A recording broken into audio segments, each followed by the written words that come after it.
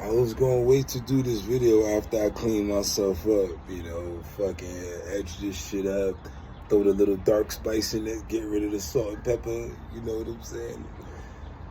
But I said, fuck it. I'm gonna give y'all the real me. I made it. So all this shit is all good. But anyway, today I wanted to talk about, and I spoke about a bunch of things, more the intense things, how with the coward holster, the blood thing, all that stuff. That stuff was cool. But I'm gonna lighten it up. And, well, kind of lighten it up. Like when I went to jail, I had a surcharge. And court surcharge be the court fees that they charge you after your case. I copped out. I didn't go to trial, so my shit wasn't as crazy as them niggas that go to trial. But I had a court surcharge, and that shit was like $200 and something. It wasn't even heavy like that. But I ain't had nobody taking care of me. Like I did my bed like Dougie, like on just me. Running 2-for-1 stores. I was running the 2-for-1 store. I worked at a mess hall. I did all kind of little hustles. I gambled a little bit. So my bid was really on me. My moms and my peoples wasn't fucking with me. Caribbean family, they was talking that, let that nigga, you know what I mean? They wasn't suiting me no bread. And I had a little fat chick coming up to see me. Everybody has a little fat chick. I had a little fat chick coming up to see me. She made it 2 times. She ain't had no bread, but she brought me little things and everything, But ultimately, I had that surcharge. And every time you go to commissary, they take part of that money to pay the surcharge.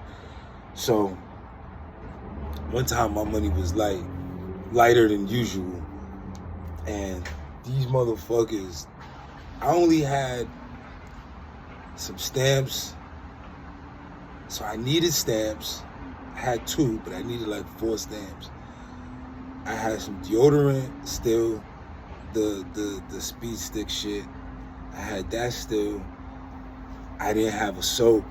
I was using Stay Soap. This is early on my bid. I was using Stay Soap. So that Stay Soap dry your skin out crazy. That's that Craft soap, that white soap. That shit is good for your face because it'll keep your face real clean. But niggas use that shit to wash laundry, so deadass, you don't even want that shit on your body. So I had to buy soap. But I didn't have enough bread to buy the soap and get the peanut butter and jelly. So, see, if you get the jelly's gonna have you geeking, and the jelly is not as filling. It's the peanut butter. Ideally, you wanna get the choke and the slide. Choke and slide, that's what we call it. You choke on the peanut butter, but you slide on that jelly. Sounds crazy, but that's it. But anyway, so I didn't have enough money to get the slide.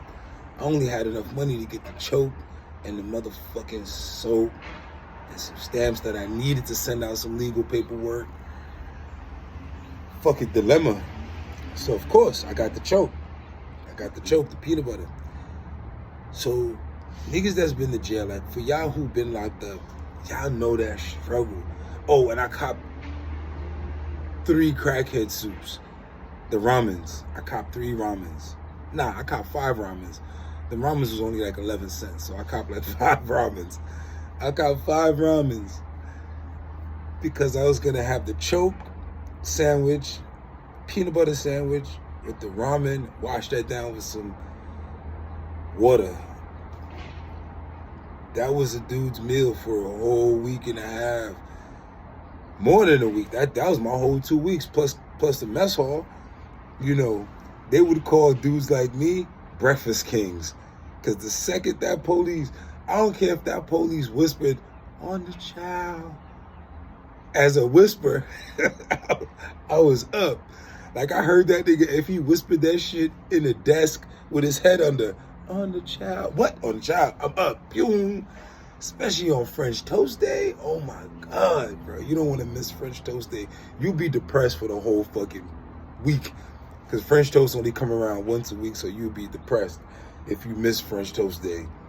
And when they call that child, there's a limit to how much time you got till they close the door.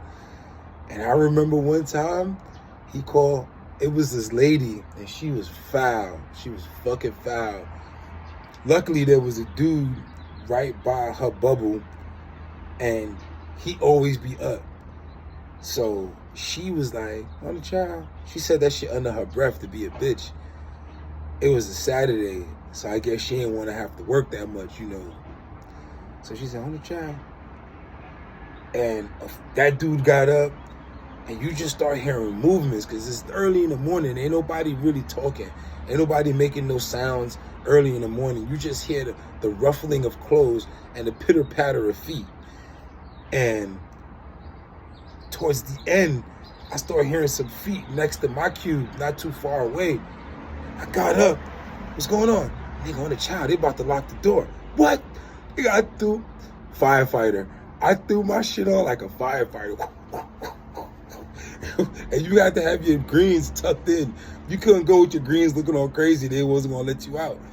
So I tucked my greens and it was wintertime, so I throw my jacket. Fucking crazy.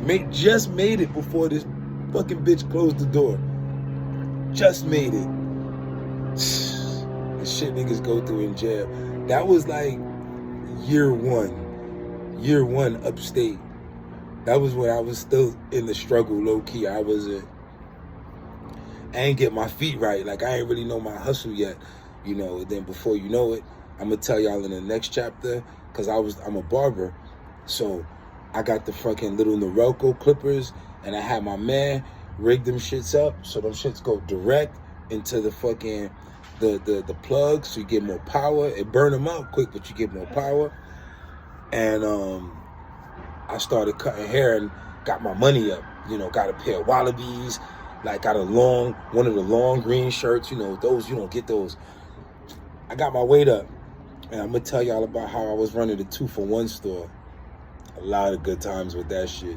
Everything in jail wasn't terrible. Like, you know, like you had moments of just lividity where things was just like cool, you know.